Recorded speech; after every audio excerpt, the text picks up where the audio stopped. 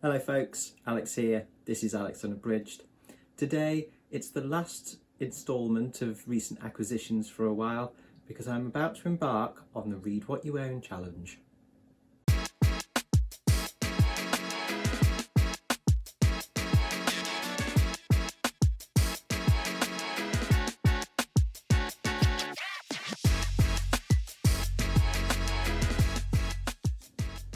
So welcome back to the channel if that is the case. Yes, a few bits and pieces to go through today in terms of things that I've picked up recently. So some more recent acquisitions into my collections. But as I said in the introduction, this will be the last of these for a little while because I've decided I'm going to jump in to the Read What You Own challenge. So we'll talk about that to start with for anybody who isn't familiar with what this is, and also just my plans for it, my own kind of setup for how I'm going to handle this challenge. So the Read What You Own challenge is now in its third year. It was created by Olly over at Olly, and it is exactly what it says. It is stop buying books and read some of the ones that you've already got. And I wasn't going to do this originally. I was going to kind of wait and do something similar next year, but I thought, no, you might as well start now. So you can set your own goal for the Read What You Own challenge. And 100 is kind of that's what Olly does, and that's kind of seen as the platinum tier. And then 75 books would be gold tier. 50 books is silver and 25 is bronze, but you can pick your own number. You don't have to stick to one of those. You can pick a number which is suitable for you. And the idea is as I say, just, you've got to read that number of books that you already own before you can buy any more. I have done a count up of books that I own, and I'm at about 130-ish, something like that I haven't read yet. And that includes physical books, ebooks and audiobooks. Some of those I've already got marked for kind of projects for next year, going into next year. And so out of that 130, I'm looking at around about 100, just over 100 books, I think, random books that I've picked up. And I'd estimate that around about 60 to 70% of those are things that I've bought in the last year. Certainly since I've started BookTube. I kind of got into a habit a little bit of I got sucked in to the Kindle Daily Deals, for instance, where things are 99p, and I kind of go, ooh, that looks interesting, ooh, I'll have that. So I've kind of stacked stuff up, and because I have an Audible subscription as well, I kind of buy audiobooks with my credits and things like that. So I've got quite a lot to get through. I will be going for 50 books. I will be going for the silver tier. I'm not, mainly because I don't want to overface myself. I want to actually try and meet the challenge, do the challenge. So I'm going to go for 50 this time and see how I do. And basically, I'll be doing this until it's done, So it starts on November the 6th officially. So I can buy books up until November the 6th. And I want to be done with my 50 by next April. Certainly by April the 16th, which is my birthday, which is when I'll be asking for some vouchers / cash to go on a big splurge for my birthday on books. So yeah, so I want to be finished by mid-April, which shouldn't be too much of an issue. So the caveats for this, I do have some caveats with it. One, I can keep using my local library. So if there's something for a project that I want to read, or an event or whatever that I don't have in stock, I can go to my library. I will also be maintaining my subscriptions, because my Audible subscription is something I get kind of for Christmas, kind of as a standing thing. My mum gives me some money for the Audible subscription, and that obviously gives me access to the Audible Plus catalogue as well. So I'll have access to that. I also have a Kindle Unlimited subscription, which I might not continue every month, but there will be months where I will have that subscription. Because again, for events, that's really useful to be able to look on there and dip in for stuff for particular things which I might not have a lot of in my library. So I'll be keeping those. I can receive books as gifts, whether that's a friend just randomly sends me a book, or I can ask for them for Christmas, things like that. And in that vein, Christmas is the major exception within this. I usually ask for vouchers or cash or what have you, or get vouchers or cash from my in-laws, from my parents, even from my wife, because part of the present with that is going shopping for books. It's not just about the books I buy, it's about the actual day out, because that is one of my favourite things to do. I don't really want anything else for Christmas, I just want books. So I'll still be doing that. But the kind of proviso with this is anything that I buy in that haul, I can't count towards my owned book tally when I've read them. Anything that comes in at Christmas is, classed as a new book. So it's not, it won't go into the tally for reading what I own. The only other occasion where I might have to buy something, if I can't source it from one of my, subscriptions or the library or what have you, or borrow a copy from somebody else, is for some of the projects that I've got planned for next year. I've got some stuff which I know I want to do and that does involve specific books. And most of them I should be able to get without any trouble through library or subscriptions, or using my Audible credits, things like that. But if I cannot get hold of it for whatever reason within those bounds, I will buy it at the cheapest cost possible, whether that's secondhand or whether that's as an ebook. And I will pay penance for this break by adding another book onto the list of, or onto the number of books I need to read of what I own before I buy anything else. So that is my plan for the Read What You Own challenge. I think I can do it, and I think I can do it by April, and I think I can probably do it without buying anything even for my projects. So yes, those are my plans for the Read What You Own challenge. So with that out of the way, let's look at the last batch of acquisitions for the last month or so. So in terms of physical books, first up, I've got a couple of little kind of sort of books, really. I went to a nice little independent bookshop when I was away in Wales in September and didn't find any books that I wanted to buy, but I did find these two things. The first one, they're both essays essentially. First one is this, Robert Macfarlane, The Gifts of Reading. I love Robert Macfarlane. And this says, in this luminous essay, Robert Macfarlane reflects on the unique emotional resonance of books given and received and how such gifts have shaped his own life. And all proceeds of the sale of this are donated to the Migrant Offshore Aid Station as well, so a good cause. And this was only a couple of quid. So yes, just something nice and short by a writer that I love, whose style that I love, on a subject that I think is lovely as well, and something that I can definitely relate to. So that's the first one of those.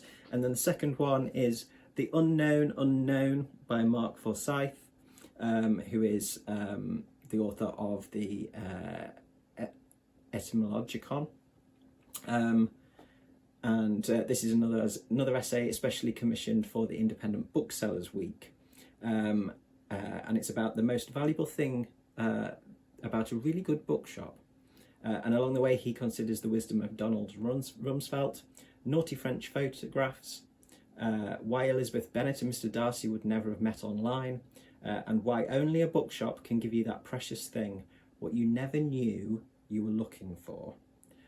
So yeah, both of these, I've not read them yet, but they will just be there on the shelf waiting for when I've got a quick few minutes, or I'm going out and I need to sit on the train for half an hour, and I'll take one of these and read it. So those are the first two. The next one I have mentioned before on the channel recently. This was a recent purchase in my second-hand bookshop, local charity bookshop, Oxfam bookshop, and that is The Gunslinger, the first in the Dark Tower series by Stephen King. I've been meaning to read this for quite some time, but kept putting it off in favour of Stephen King's kind of standalone horrors as opposed to some of his fantasy. But now I've read The Stand and I'm familiar with The Man in Black, I want to get into this. So yeah, I've got that ready and waiting in the pile of books I own. that will no doubt go into the Read What You Own challenge. Then I've got some that I picked up in one of my favourite bookshops in Derbyshire, which is a lovely little, well, not so little actually, it's quite big, a place out near Buxton in Derbyshire in the Peak District. And this place has a lovely cafe, so I went and had some coffee and cake, and some book shopping. And they've got quite a good little science fiction section. And all of these were like £3 or less. And so the first one is The Female Man by Joanna Russ, which I hear very, very interesting things about. And with my recent interest in science fiction, I decided to, get some classics of science fiction, because I've read some more modern stuff. And the blurb for this is, Joanna's world is recognisable. It's very much like ours. So is Janine's, except that in hers, the Second World War never happened, the Great Depression is still going on, and inequality is even more rampant. But Janet's world is rather different. On the planet While Away, there is no problem of relations between the sexes because there is only one. Janet is unfettered and she's free to lead her life as she wants, as an able and competent being, as a female man. Yeah, I really, really like the sound of this in terms of like the explorations and sort of discussion around gender. So I'm very, very interested to read this one. As I say, this has been recommended to me by various people reasonably recently. So saw that, picked that up. Another one that I like the cover of this one. Warning for arachnophobes, by the way. Look away now if you don't like those little beasties. And this one is The Shrinking Man by Richard Matheson. I've only ever read one Matheson before, and that was I Am Legend. Yeah, I liked the cover and I liked the concept of this. So the blurb for this is, Scott Carey has been exposed to a cloud of radioactive spray. Now he can no longer deny the extraordinary truth. Not only is he losing weight, he's also shorter. Scott Carey has begun to shrink. At first, Carey tries to continue some sort of normal life. Later, having left human contact behind, he must survive in a world where insects and spiders are giant enemies. And even that is only a stage on his ultimate journey into the unknown. So yeah, some more classic science fiction stuff. But yeah, I just like the idea of teeny tiny people having to exist with what become giant insects and spiders and stuff. So yes, that one should be good fun. And then the last one from that, and the last physical one that I've got, is one that I picked up because this is gone on a list for one of my projects next year, for some science fiction stuff. And that is Grasshopper Jungle by Andrew Smith. This is YA.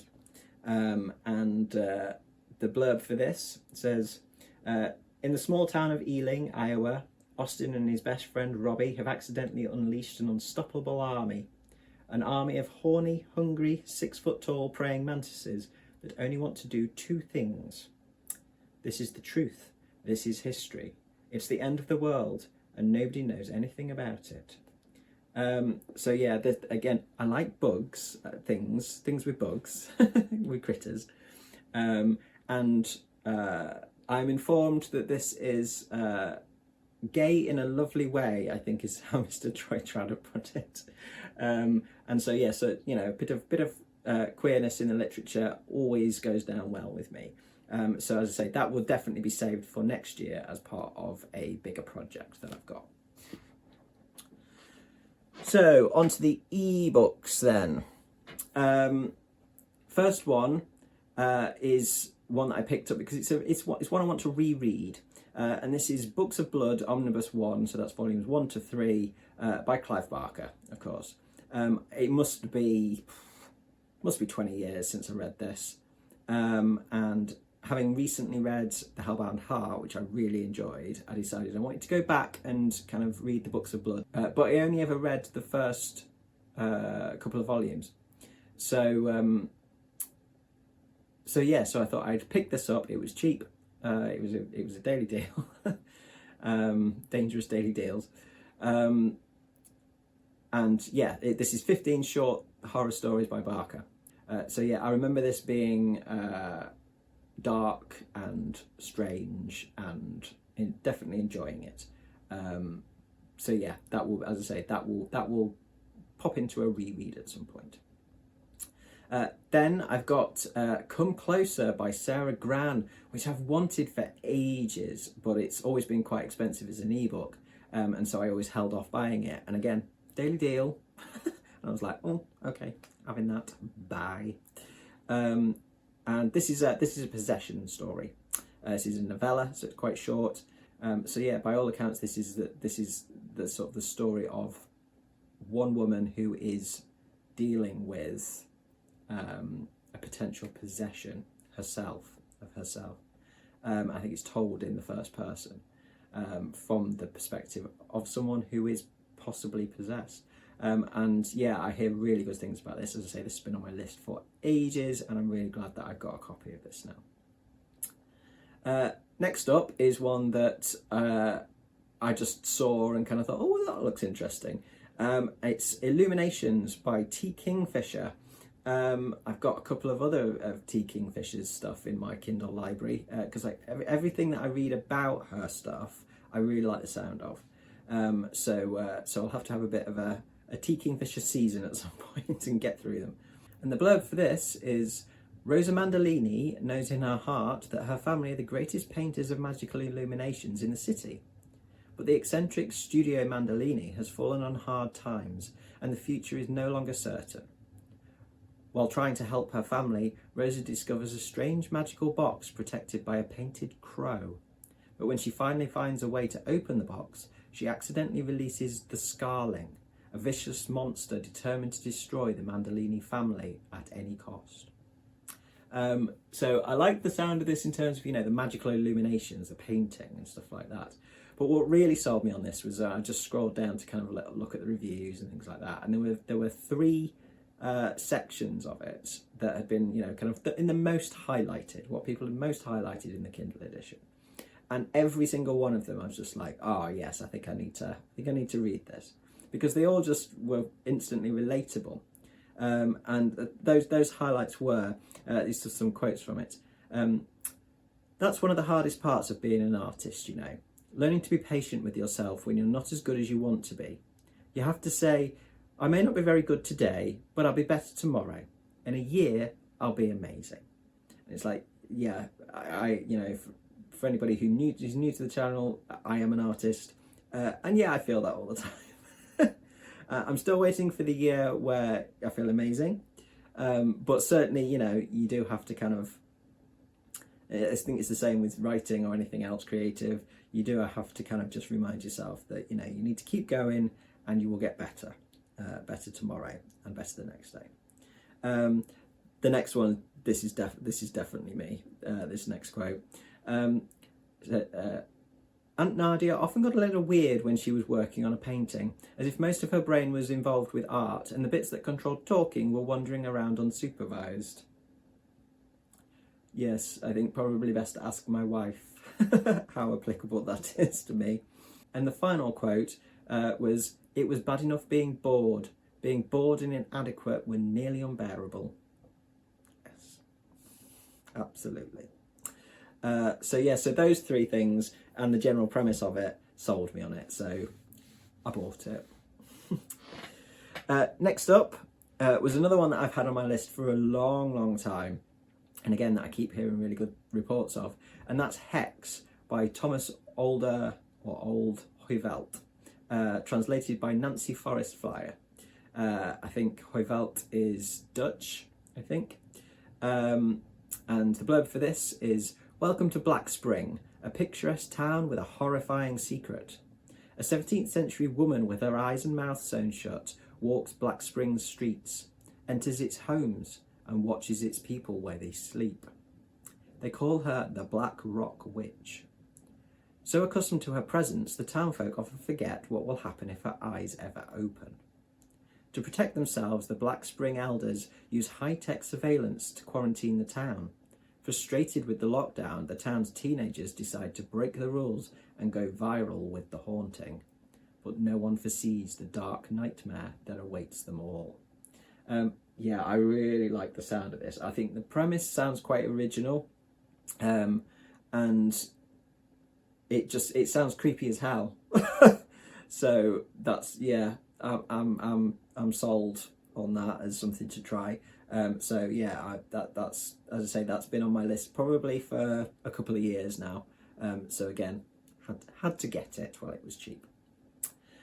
Next up are a couple that I bought specifically for the Crypted Readathon that is happening in November. I've already got my TBR for November out, with all the details of what I'm doing for the Crypted Readathon in there. I will link to that in the description if you want to check that out, and more details about these next two books will be in there.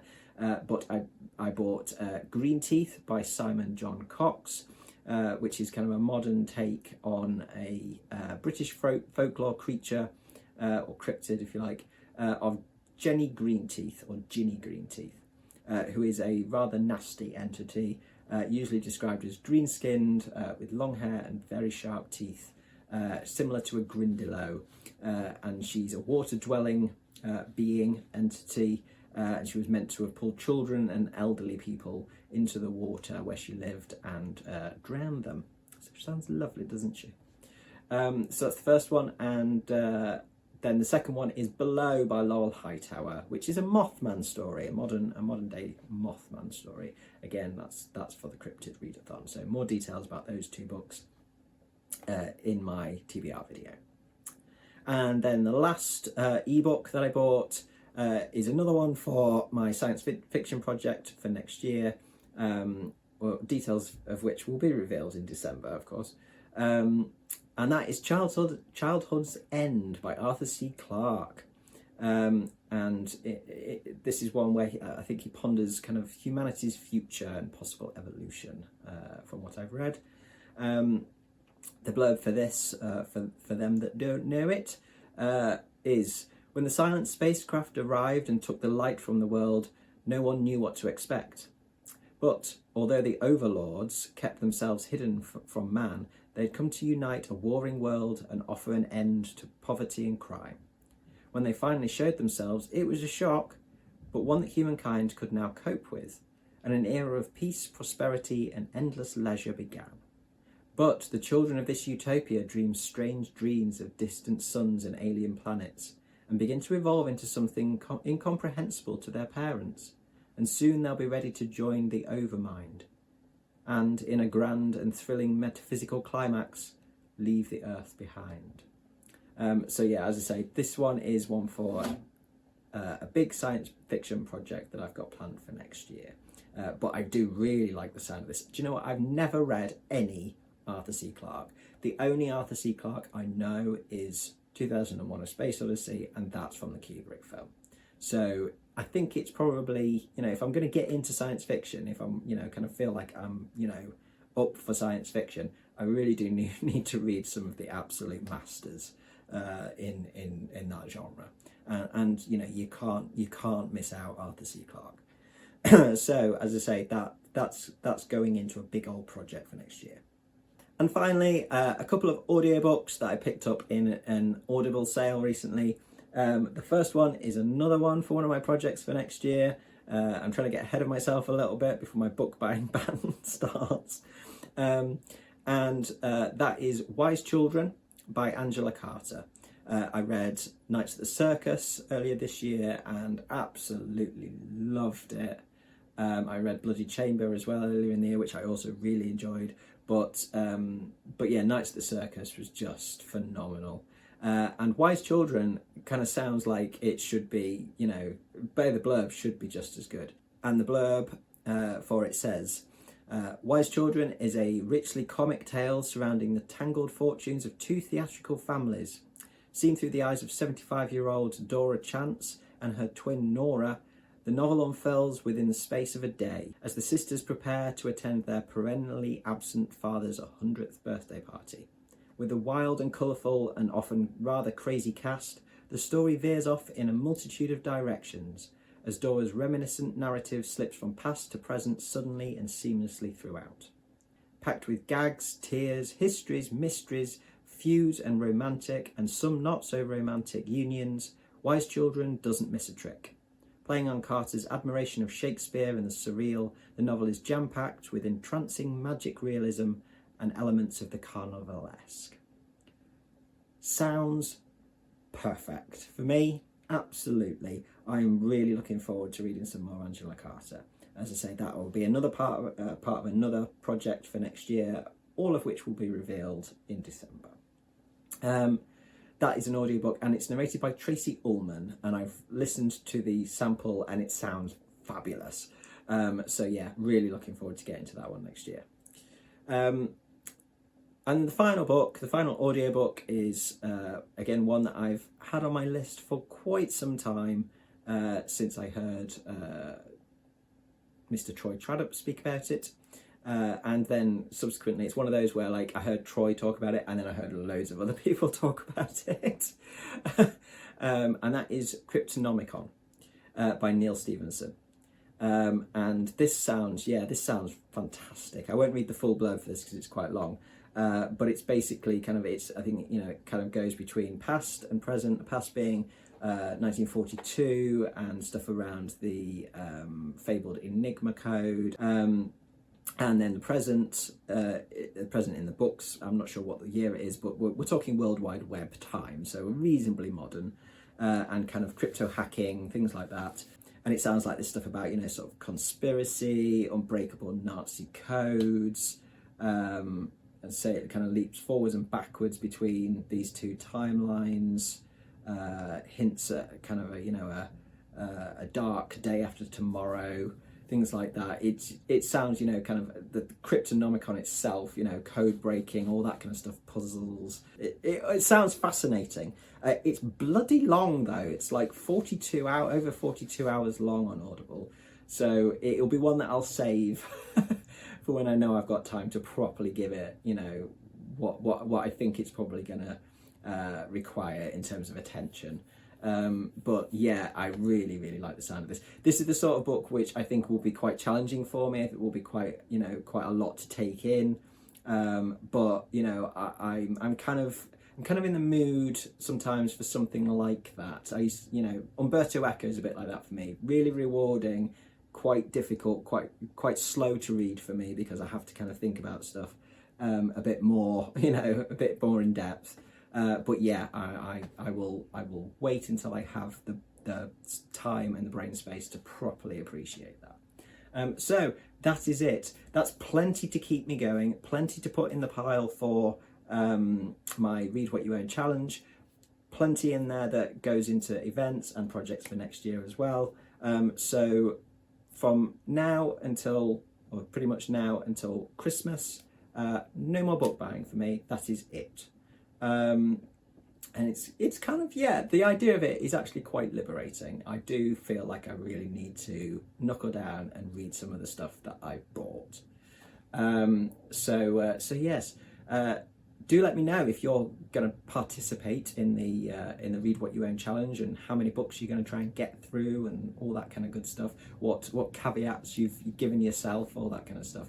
I think it's a great project. And I'm actually really looking forward to the challenge now. So that will do from me today. That's enough of my rambling. Do drop your thoughts in the comments about any of the books that I've talked about today and about the Read What You Own challenge. If you enjoyed this video, please do consider giving me a like and subscribing for more content coming very soon. But from me, for now, that's ta-ra.